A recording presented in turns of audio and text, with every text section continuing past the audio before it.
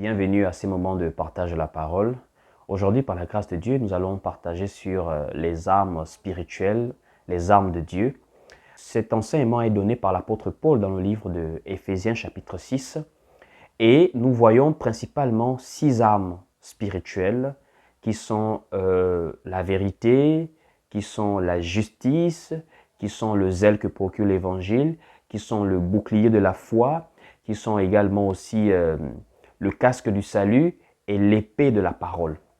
Ainsi, ces armes, ces notions qui sont spirituelles, sont représentées physiquement par des outils de guerre, des armes physiques, qui sont également aussi représentées par une tenue que portaient à l'époque les soldats de l'Empire romain. Puisqu'au temps où l'apôtre Paul a écrit ses lettres, il était sous la domination, ça veut dire le monde était gouverné par l'Empire romain. Précisément la zone où ils étaient en Asie mineure jusqu'en Europe. Et l'Empire romain, nous pouvons remarquer que les soldats avaient ce style vestimentaire typique. Les chaussures, et nous avons aussi la cuirasse qu'ils portaient, le bouclier, le casque et l'épée. Ainsi, lorsque nous parlons de ce style vestimentaire, ces outils de guerre physiques que portaient les soldats de l'Empire romain, sont directement représentés par la parole de Dieu. Et nous voyons par exemple la vérité qui est représentée par la ceinture. Nous voyons la justice qui est représentée par la cuirasse. Nous voyons les chaussures qui représentent le zèle de l'évangile, la propagation de l'évangile. Nous voyons le bouclier, voilà, la foi qui est représentée par le bouclier. Le salut qui est représenté par le casque et la parole de Dieu qui est représentée par l'épée. Ainsi, nous allons directement nous plonger dans le livre de Éphésiens chapitre 6 à partir du verset 12 pour voir ces armes et les expliquer un peu plus en détail. Allons-y ensemble dans le livre d'Éphésiens chapitre 6 à partir du verset 12. Il est écrit ici « Car nous n'avons pas à lutter contre la chair et le sang, mais contre les dominations, contre les autorités, contre les princes de ce monde de ténèbres, contre les esprits méchants dans les lieux célestes. C'est pourquoi prenez toutes les armes de Dieu afin de pouvoir résister dans le mauvais jour et tenir ferme après avoir tout surmonté. » Et nous commençons à partir du verset 14 maintenant. « Tenez donc ferme, ayez à vos reins la vérité pour ceinture. » Ici, nous voyons que l'apôtre Paul dit « Ayez à vos reins la vérité pour ceinture ». Déjà, la vérité, c'est ce que Dieu veut que nous puissions connaître. Parce que la connaissance de la vérité nous libère. Voici pourquoi l'apôtre Paul peut le dire dans le livre de 1 Timothée chapitre 2, à partir du verset 3, en faisant comprendre que cela est bon et agréable devant Dieu notre Sauveur, qui veut que tous les hommes soient sauvés et parviennent à la connaissance de la vérité. Et je voudrais ensemble que nous puissions aller lire cela. Nous sommes dans le livre de 1 Timothée, voilà, chapitre 2, à partir du verset 3. Nous sommes ici dans le livre de 1 Timothée chapitre 2, à partir du verset 3, il est écrit « Cela est bon et agréable devant Dieu notre Sauveur, qui veut que tous les hommes soient sauvés et parviennent à la connaissance de la vérité. » Donc vous voyez que la connaissance de la vérité est très importante. Voici même pourquoi Jésus-Christ va le dire, que vous connaîtrez la vérité et la vérité vous affranchira. Nous sommes ici dans le livre de Jean chapitre 8 au verset 32. Il est écrit ici « Vous connaîtrez la vérité et la vérité vous affranchira. » Et c'est également même ce que Jésus-Christ va dire lorsqu'il promet la venue du Saint-Esprit. Il va dire que vous recevrez le Consolateur, l'Esprit de vérité, qui vous conduira dans toute la vérité. Nous pouvons également vérifier cela dans le livre de Jean, toujours chapitre 16, au verset 13. Il est écrit ici « Quand le Consolateur sera venu, l'Esprit de vérité, il vous conduira dans toute la vérité. » Et la vérité, c'est simplement le Seigneur Jésus-Christ lui-même. Parce qu'il va maintenant se présenter comme étant la vérité. Dans le livre de Jean chapitre 14 au verset 6, il dit ici, Jésus lui dit, « Je suis le chemin, la vérité et la vie. Nul ne vient au Père que par moi. » Ainsi, nous comprenons très clairement que la connaissance de Jésus-Christ, c'est ce qui nous délivre, c'est ce qui nous sauve. Parce que Jésus-Christ, en le connaissant, nous a libérés, nous a délivrés. Voici même pourquoi C'est ce que Dieu veut en réalité. Et c'est pour cela même la vie éternelle qu'il nous promet, c'est le fait de connaître Dieu et de connaître sa manifestation Fils en Jésus-Christ. Regardez ce que Jésus-Christ en dit dans le livre de Jean, chapitre 17, au verset 3. Écoutons. Or, la vie éternelle, c'est qu'ils te connaissent, toi, le seul vrai Dieu, et celui que tu as envoyé, Jésus-Christ. Donc, le fait de connaître Jésus-Christ est important. C'est ce qui fait partie des armes spirituelles, en l'occurrence la vérité. Parce que la vérité nous délivre, la vérité nous libère. Et c'est dans la vérité que le Saint-Esprit est avec nous, parce que c'est lui qui nous conduit dans la vérité. Donc, en ayant la vérité pour ceinture, comme nous dit l'apôtre Paul, spirituellement parlant, nous sommes déjà armés spirituellement. Ensuite, après la vérité, nous avons maintenant la cuirasse de la justice. Nous repartons dans notre livre de Éphésiens chapitre 6 au verset 14. Donc, tenez donc ferme, ayez à vos reins la vérité pour ceinture, revêtez la cuirasse de la justice. Alors, la justice, elle vient de Dieu. Il faut déjà clairement comprendre que quand nous parlons de la justice ici, il ne s'agit pas de la perception que les hommes en général ont de la justice. Parce que lorsqu'il s'agit des choses de Dieu, les gens pensent que la justice, c'est comme une balance, quoi.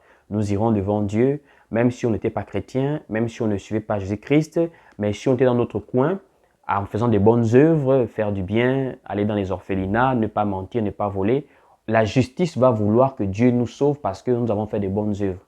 Alors que la justice de Dieu n'est pas selon la justice des hommes.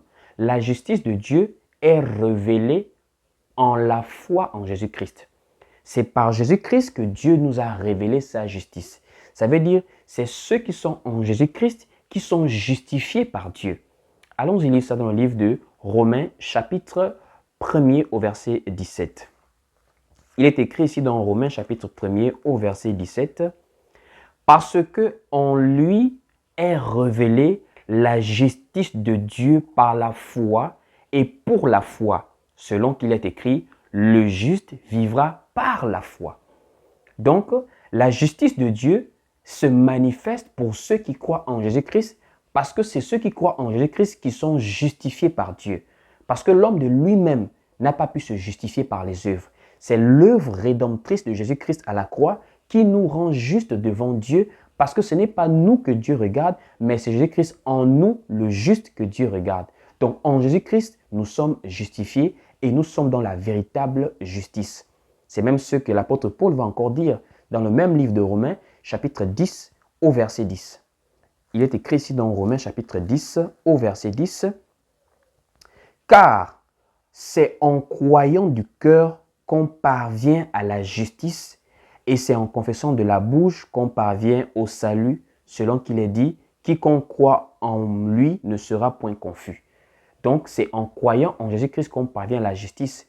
Cela est très important. Pourquoi? Parce que vous savez, Satan est un accusateur.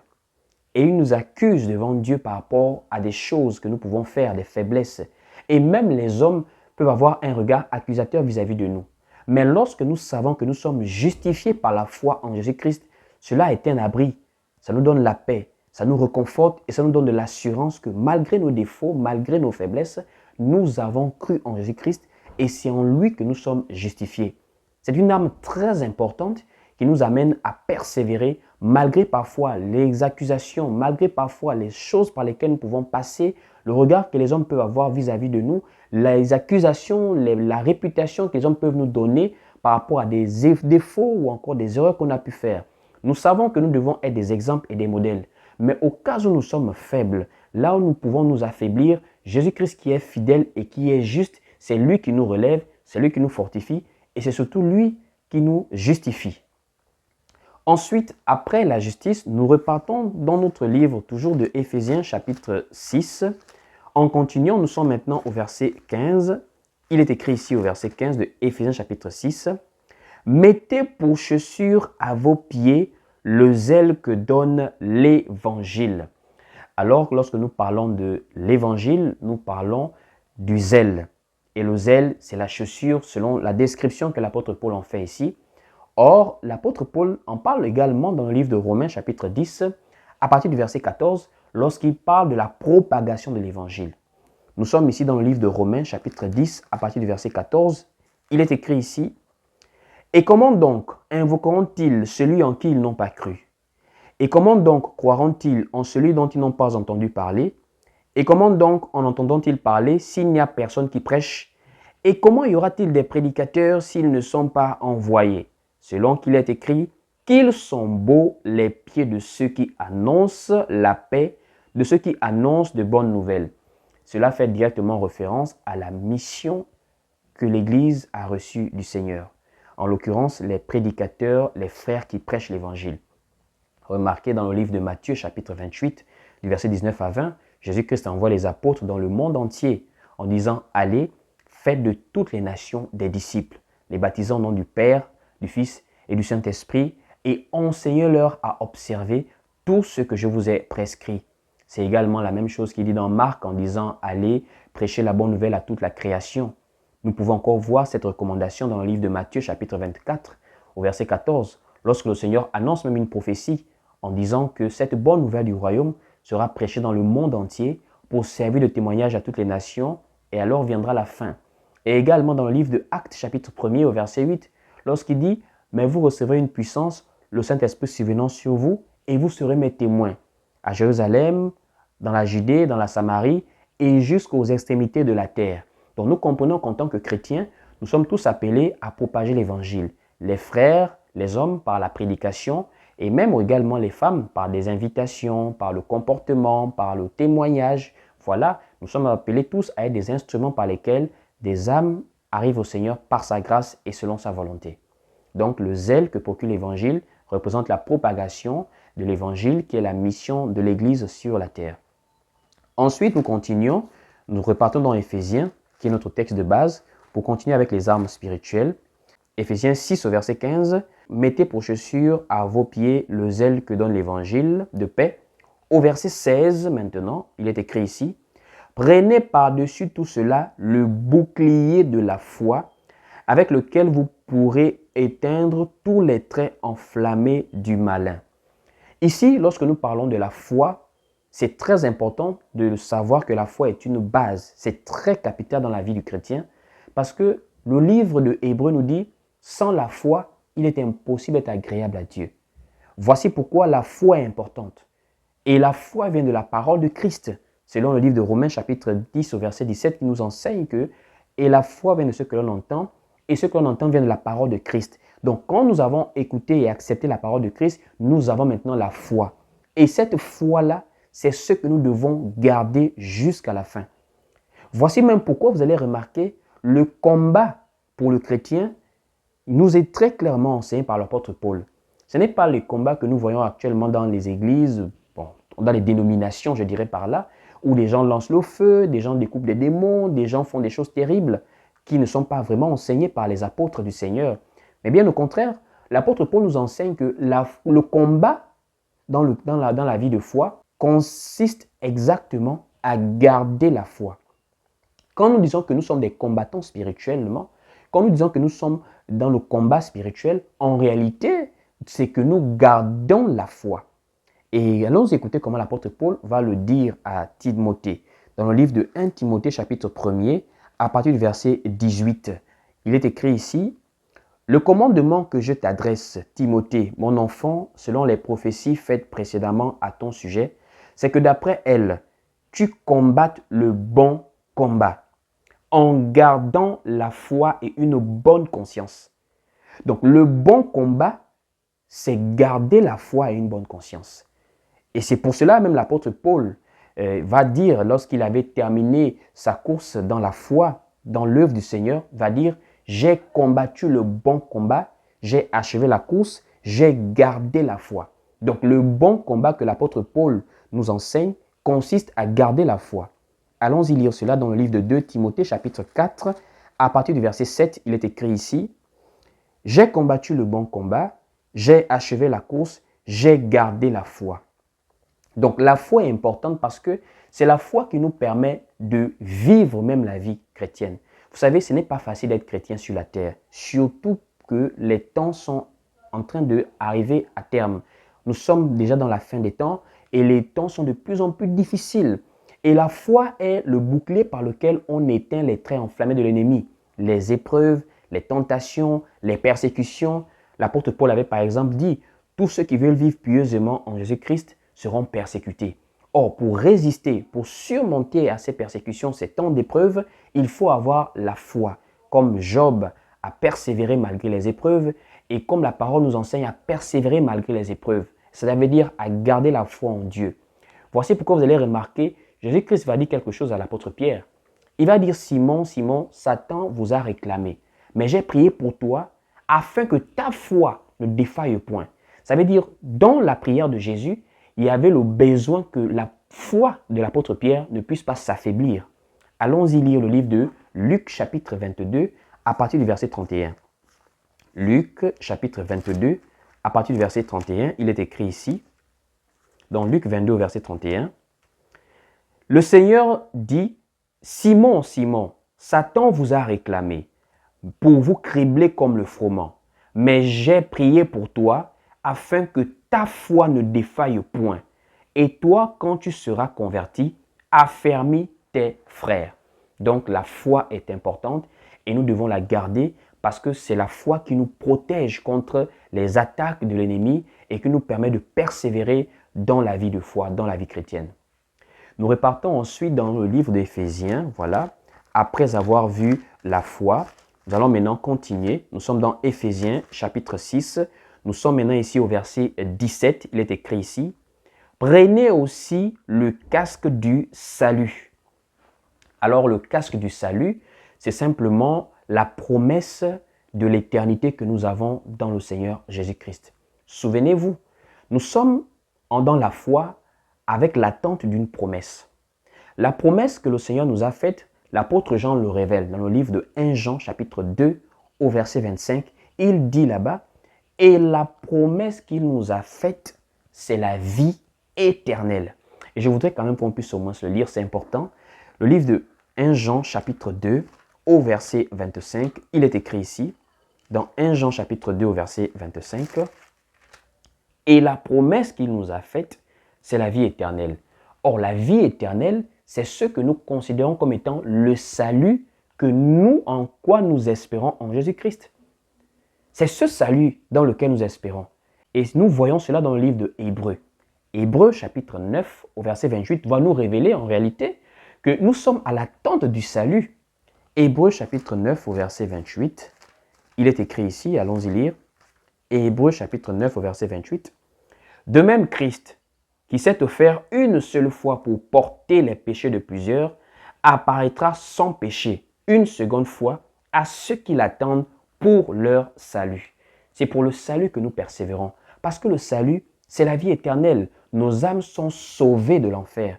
Nos âmes sont sauvées des ténèbres et sont délivrées pour de la lumière dans l'éternité avec Dieu. C'est le salut, c'est la vie éternelle et c'est ce qui fait notre espérance. C'est ce qui fait notre priorité, notre objectif. Vous savez, Satan va nous tenter de plusieurs manières. Regardez par exemple comme il avait tenté Jésus-Christ dans le désert. Il lui montre les royaumes du monde et leur gloire. Cela attire la chair, mais Jésus l'a repoussé par la parole. Pourquoi? C'est pour nous montrer cet exemple que c'est vrai que charnellement nous pouvons avoir des besoins, mais n'oublions pas que la chair est temporaire sur la terre et nous devons aspirer à ce qui est éternel, au royaume.